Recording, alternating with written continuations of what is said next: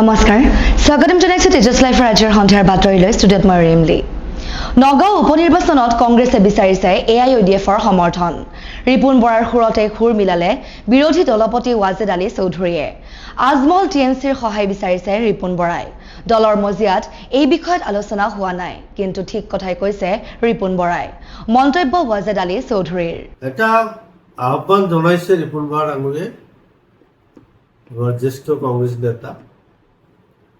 গোটেই আহ্বানৰ প্ৰতি যদি গুৰুত্ব দিয়ে ভাল কথা নিদিলে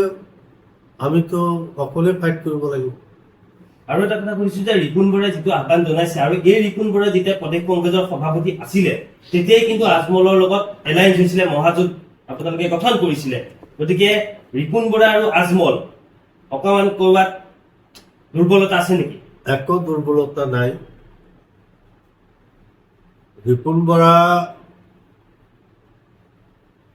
সভাপতি থাকোঁতেই এআইইউডিএফৰ লগত অকলে নহয় আৰু কেইবাটাও দলৰ লগত এলায়েন্স হৈছিল মৰিগাঁৱৰ মালপোতাত শোকাবহ পথ দুৰ্ঘটনা ট্ৰাকৰ খুন্দাত নিহত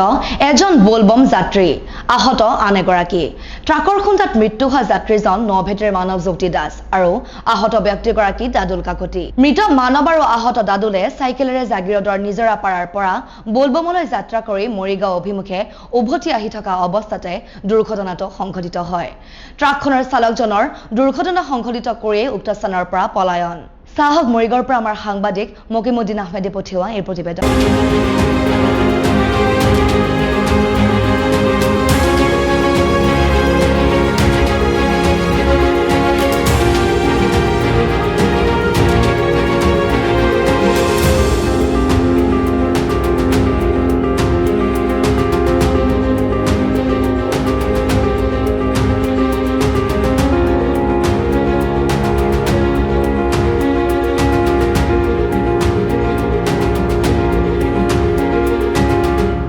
হয় ঘটনাটো 4:30 বজাতে হৈছিলে আমি ভলিবম গৈছিলোঁ আহি আছিলোঁ আহি পেলাই দেখা পাইছোঁ যে গাড়ীখনে ইয়াত এক্সিডেণ্ট কৰিছে আহি পেলাই দেখিছোঁ ল'ৰা এজন গাড়ীখনৰ চাকাটো তলতে পৰি আছে আৰু এজন ছাইডত মাথাটো ফাটি পেলাই পৰি আছে আহি পেলাই চাইছোঁ তাৰপিছত ড্ৰাইভাৰজন পলাই গ'ল তাৰপিছত আমি হেণ্ডিমেনজনক ধৰিলোঁ বজালীৰ ভটান্ত মহিতৰাৰ ফিঙুৱা হাইস্কুলত পাঠদানত অসুবিধা লোকপিয়াল গণনাত সৰহসংখ্যক শিক্ষক নিয়োজিত হোৱাত এই অসুবিধা সমস্যাৰে ভাৰাক্ৰান্ত বিদ্যালয়খনত নৱম আৰু দশম ছাত্ৰ ছাত্ৰীসকলে এতিয়ালৈ লাভ কৰা নাই ইউনিফৰ্ম সমস্যা সমাধানৰ বাবে ইতিমধ্যে বিদ্যালয়সমূহৰ পৰিদৰ্শকক আবেদন পত্ৰ প্ৰদান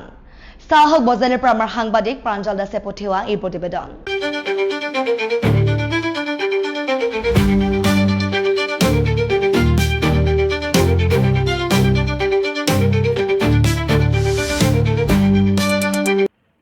আমাৰ ফিঙাগড় হাইস্কুলত বিজ্ঞানৰ স্থায়ী শিক্ষক মাত্ৰ এজনেই আৰু তেওঁ ক্লাছ 6ৰ পৰা দশম শ্ৰেণীলৈকে ক্লাছ কৰে দৈনিক 6টা তেওঁ ক্লাছ কৰে গতিকে তেওঁক চেঞ্চাছৰ ডিউটি দিয়াৰ ফলত আমাৰ যথেষ্ট অসুবিধা হৈছে যোৱা 3, 4 আৰু 5 আগষ্টত এটাও ক্লাছ নাই ক্লাছ 6ৰ পৰা আপোনালোকে কৈছে নিশ্চয় গম পাইছে যে 6ষ্ঠ শ্ৰেণীৰ পৰা দশম শ্ৰেণীলৈকে গণিতৰ এটাও ক্লাছ হয় নাই যাৰ ফলত আমাৰ যথেষ্ট অসুবিধা হৈছে আৰু আপোনালোকে নিশ্চয় জানে আমাৰ চৰকাৰী স্কুল হ'লেও আমাৰ স্কুলখন অন্য স্কুলৰ তুলনাত যথেষ্ট অলপ ব্যতিক্ৰম আমাৰ ইয়াত যথেষ্ট ক্লাছ হয় গতিকে এই ক্ষেত্ৰত আমি যথেষ্ট চেঞ্চাছত তেখেতক নিয়াৰ ফলত আমাৰ যথেষ্ট অসুবিধা হৈছে আৰু যদি ইয়াৰ পাছত যদি আৰু 2 মাহ বা 3 মাহৰ কাৰণে যদি তেখেতক যদি লৈ যোৱা হয় তেতিয়াহ'লে এইখন স্কুলত গণিত বিষয়ৰ যিটো পাঠদানতো যথেষ্ট অসুবিধা হ'ব আৰু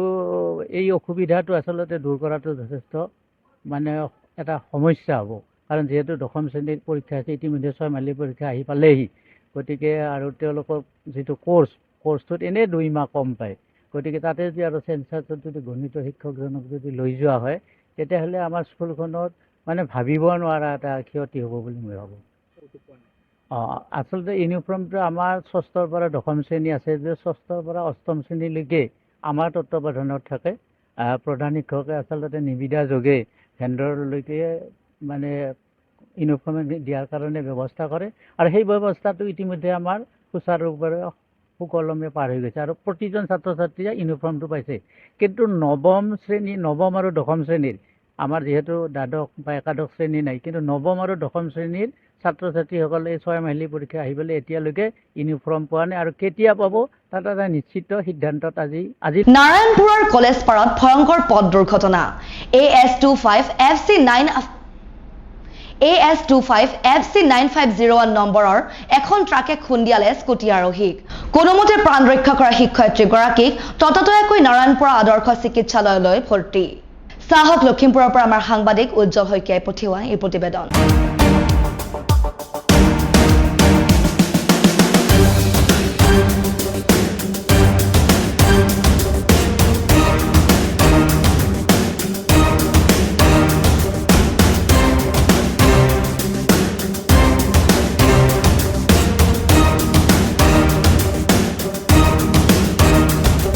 কলিয়াবৰৰ বামুণীৰ বাটাবাৰী গাঁৱৰ মাজেৰে বৈ যোৱা মিছাজুৰিৰ পাৰত খহনীয়া চামগুৰিস্থিত স্লুইচ গেট খুলি দিলেই মিছাজুৰিয়ে তাণ্ডৱ সৃষ্টি কৰাৰ অভিযোগ ম্যাদী মাটি খহাই মিছাজুৰিয়ে সাৱটি লৈছে বহুজনৰ স্থাৱৰ অস্থাৱৰ সম্পত্তি ইয়াকে লৈ চিন্তিত গাঁওবাসীয়ে বিচাৰিলে স্থানীয় বিধায়ক তথা কেবিনেট মন্ত্ৰী কেশৱ মহন্তৰ সহায় চাহ কলিয়াবৰৰ পৰা আমাৰ সাংবাদিক সত্যজিৎ গগৈয়ে পঠিওৱা এই প্ৰতিবেদন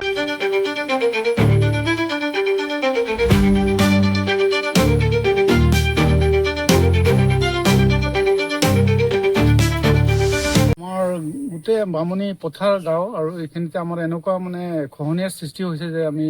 নিজৰ ম্যাদী পট্টা মাটিতে আমাৰ থকাটো অসম্ভৱ হৈ গৈছে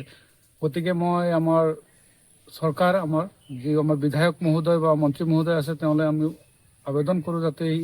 বিহিত ব্যৱস্থা গ্ৰহণ কৰে যাতে আমি দুখীয়া ৰাইজে ম্যাদী মাটিখিনি আমি সংৰক্ষণ কৰিব পাৰোঁ এইটো মোৰ অনুৰোধ থাকিল গাঁও বাহিনী হিচাপে ঠাইখিনিৰ নাম আমাৰ বামুণী গাঁও বামুণী পথাৰ বটাবাৰী অঞ্চলৰ আমি বাসী হয় এটা আমাৰ মোৰ বুলি নহয় আমাৰ চুইচ গেটটো বন্ধ হোৱাৰ পিছত আৰু বেছিকৈ আমাৰ ক্ষতিগ্ৰস্ত হয় আমাৰ গতিকে মন্ত্ৰী মহোদয়ক আমাৰ যিটো কেশৱ মহন্ত ডাঙৰীয়া তেখেতক মোৰ অনুৰোধ যে এই বস্তুটো বিহিত ব্যৱস্থা গ্ৰহণ কৰক বিহপুৰীয়াৰ সমাজসেৱক ৰাম ভূঞাৰ মহানুভৱতা নগদ 50,000 টকা আগবঢ়ালে বানপীড়িতসকলৰ বাবে বিধায়ক অখিল গগৈৰ হাতত প্ৰদান কৰিলে বান সাহায্যৰ ধন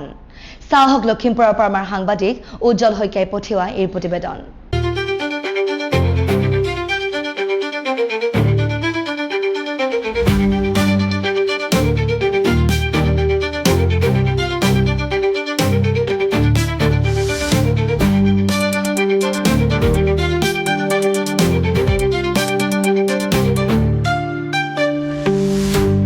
তাৰ কাৰণে